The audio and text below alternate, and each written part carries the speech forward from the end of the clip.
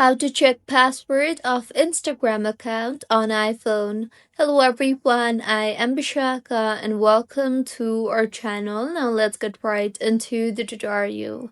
On your iPhone, there is a default app named Password. So go ahead and open Passwords application on your iPhone and you will be required to enter your Face ID or passcode in order to unlock the app.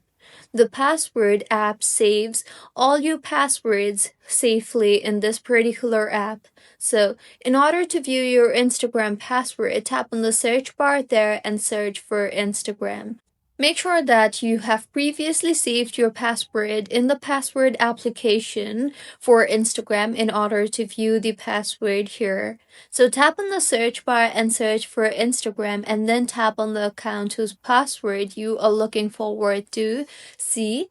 Once opened, tap on the password option you see there, and with this, the password will be unhidden. You can then go ahead and copy the password if required, or you can simply view the password as it is.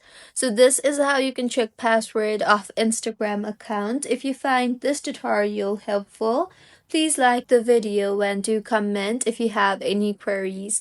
Also, do subscribe to our channel for more helpful tutorials like this. See you on the next one.